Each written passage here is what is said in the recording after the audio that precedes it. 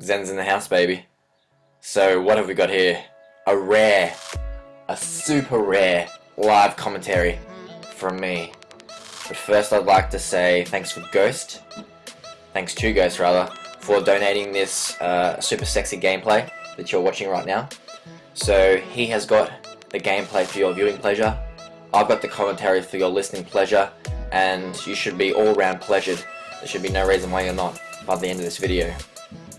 What am I going to talk about? As you've probably seen in the title of the video description, that I will be doing my journey through the Assassin's Creed series. Ha! Gay! And you're thinking, well, what's going to be different from my video compared to everyone else's videos? They're just going to say, I bought the game when it first came out, I played it, I liked it, bada bing bada boom, that's my story. Well, that's basically my story, except that I really liked it and I ended up playing too many prestiges worth of this game. But like any good story, or most good stories, I will start at the beginning. And the beginning for me was the original Assassin's Creed. I got my PlayStation 3 in 2009, and not long after, one of the first few games I bought was the original Assassin's Creed, and I absolutely loved it. It was so different. Not that I played many games on the PlayStation 3 anyway, but I really enjoyed it. The only thing that really sort of annoyed me about the game, that really sort of detracted from my gaming experience in the game, was that on those sequences where you're in that sort of between map, my game used to freeze occasionally, so I'd have to restart it, do all that boring in between stuff, and get back on with what I was supposed to be doing in the first place. So that was a bit annoying. Ghost gets triple knifed here like a boss. But this was not when the game first came out either. This was back when it was on sale for about $26. That's when I bought it. So when I finished that, Assassin's Creed 2 was already out, and I thought, this is good, I'm going to buy it. And that was also already out. It was on sale. I think it was about $57 or so. It was around about that price. And I grabbed that one, and there was a person in my class, because I was at high school at the time, who had played them both already as well, and she said that she liked the first one heaps better. The second one was a bit too repetitive. I haven't talked to her since, well, I've talked to her since, but I haven't talked to her about this since. But I wonder if she still thinks that, because Assassin's Creed 2 is now considered one of the best games of all time in the series, so quite interesting. But when I did play it through myself, I thought it was really, really good. Just the music, just the improvements that I noticed from Assassin's Creed 1. You guys know what it's all about. It is one of the best games in the series, and I love playing as Ezio. He is the best. So from there, what happened? Assassin's Creed Brotherhood was almost out. It was in the store. You were able to pre-order it. I didn't pre-order it because I was a bit stingy. I didn't have a stack of money. I wasn't making it rain, you could say. But I did buy it the first week that it came out, which doesn't really make sense because it's the same price anyway. I don't know. I just didn't pre-order it. Is the point. So in Australia at the time, the game was about $110. What I actually did was eBay Games over summer has a deal where you can play it for about 2.5 months and then bring the game back and get all your money back. And I'm that kind of person who does that. I love the game so much, I didn't want to take it back, but I did, because $110 is a lot of dollars, and I wanted my money back. And at the time, before I took it back to the store, like it was some sort of borrowing store, I actually started looking on eBay for cheaper games, and what I found was that there was an Auditore edition for $55, which I ended up winning for $55, and I ended up keeping that. So I had the game and some extra content, which was quite nice. I saved half my money on the original game, and I still got to play Assassin's Creed Brotherhood, and that's the copy that I still have today. I loved ACB single player. I liked that they added the whole Brotherhood bit. hence the name of the title, where you could just call people to do your bidding for you. That was really enjoyable. The graphics just improved again.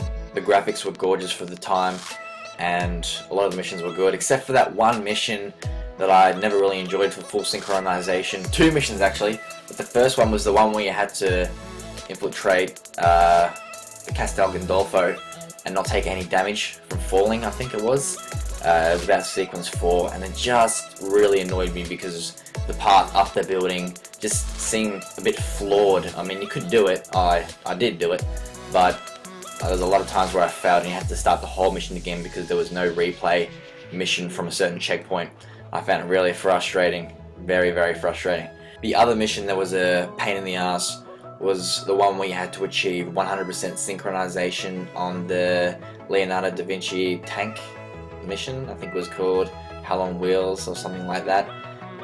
What it was so annoying about it was the tank part of the mission was at the end of the mission, so if you got hit, there was no restart checkpoint from that point. You had to do the mission all over again, and it was a pain. I think it had some sort of tail mission, beat up, and then you have to save a couple of guys, then you go through the tunnels, get into the tank.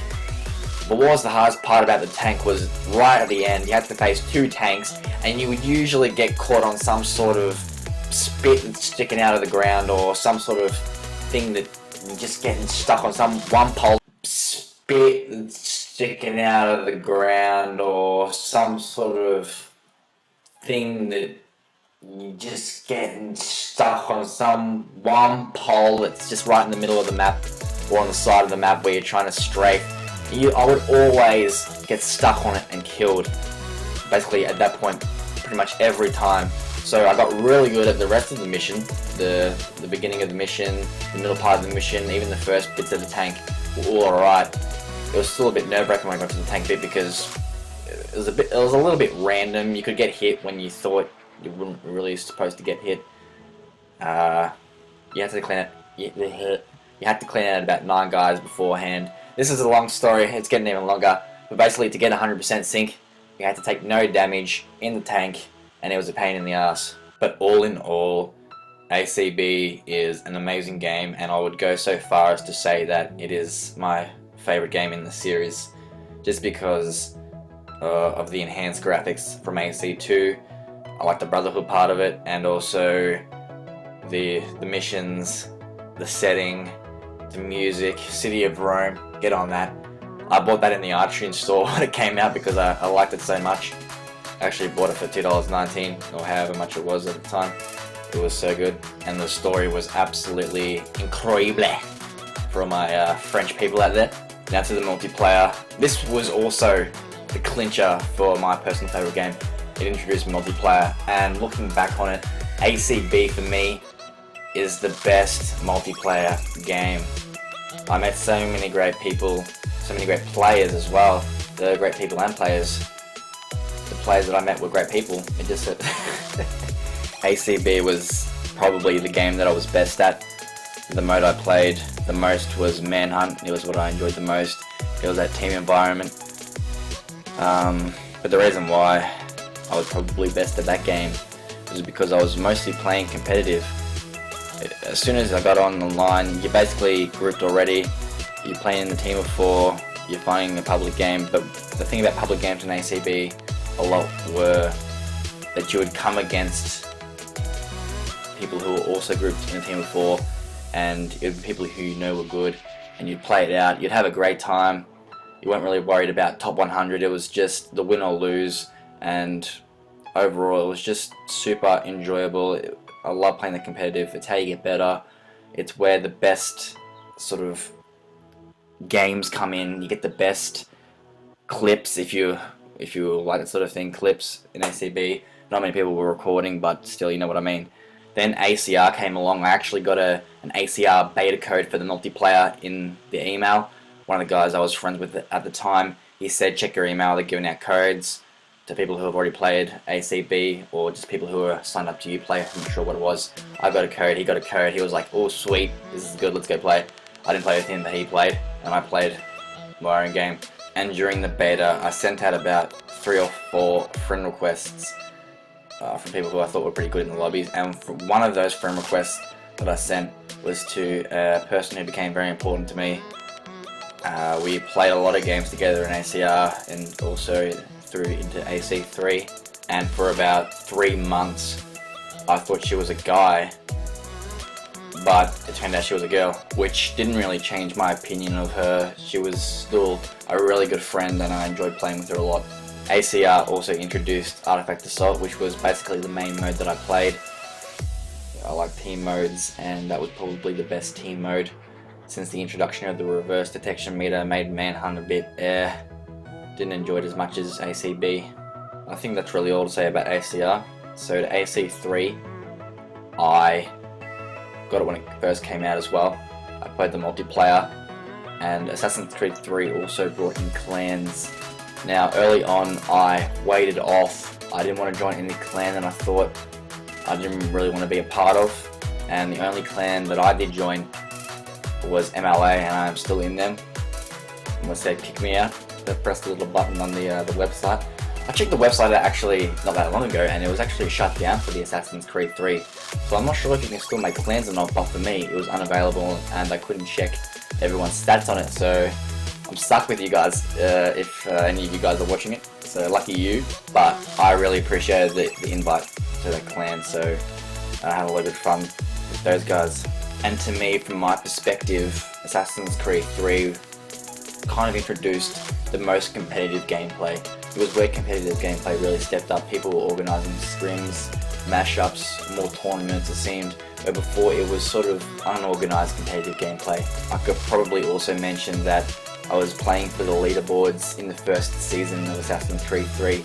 I thought it was pretty cool how I had the rank number there. It identified that you were decent at the game, and I really liked having that number there in the first season, that is, until I realised that really it doesn't mean that much.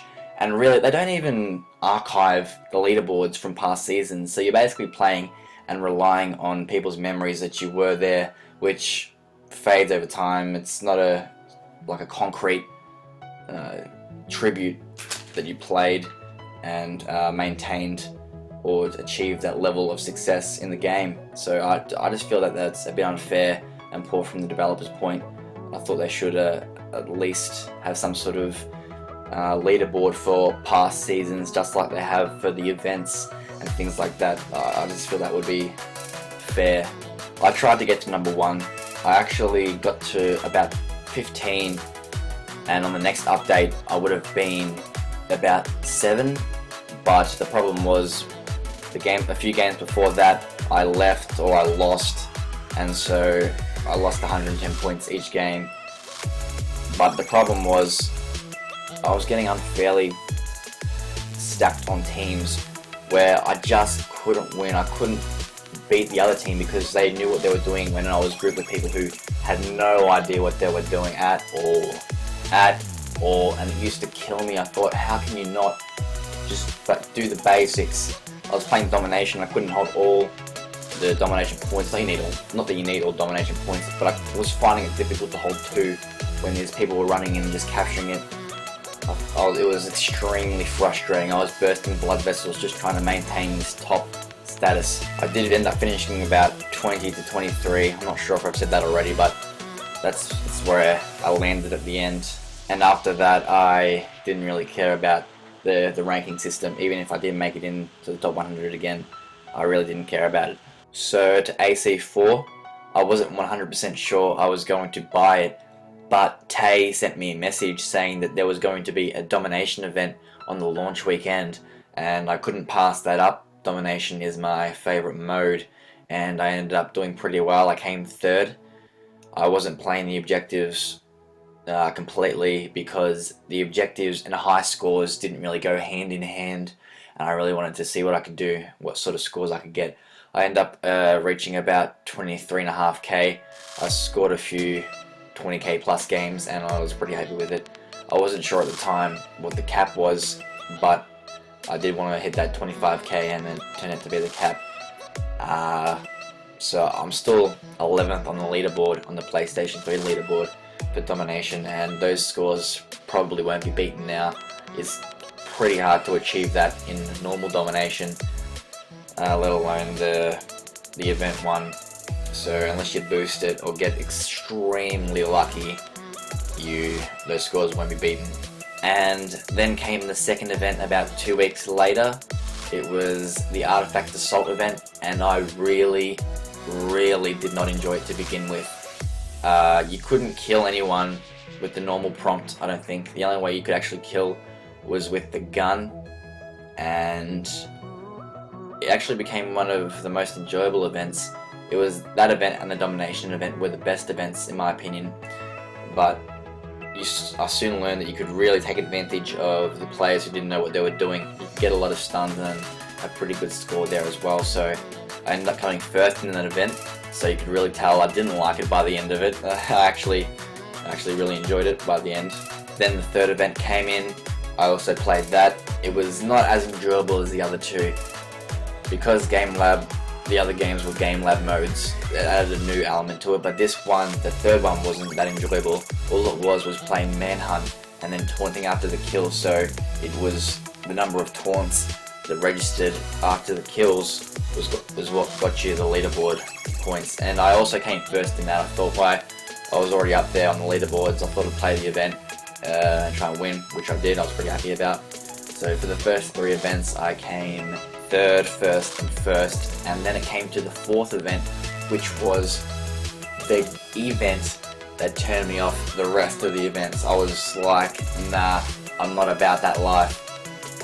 It was Wanted, I believe, and it was some bizarre criteria to score the points. When I looked at the leaderboards, there were hardly any scores on the board. The top one, who I think ended up winning at the end of the event, had about 60 or so points for the leaderboard, which is hardly any. I only had about 3, I think, so I really didn't understand what it was that gave you the points to get the leaderboards. So to finish, I've really enjoyed my time in the Assassin's Creed series. I've met a lot of good people, and I've played a lot of good games. If you added up all the prestiges, all the points, all the experience points that I've earned, I probably would have hit Prestige 99 in one of the games. So that's probably something. It tells you how much I've played it. And if you are listening to this commentary and made it all the way, I thank you for listening, and I hope you enjoyed it. See you later, guys.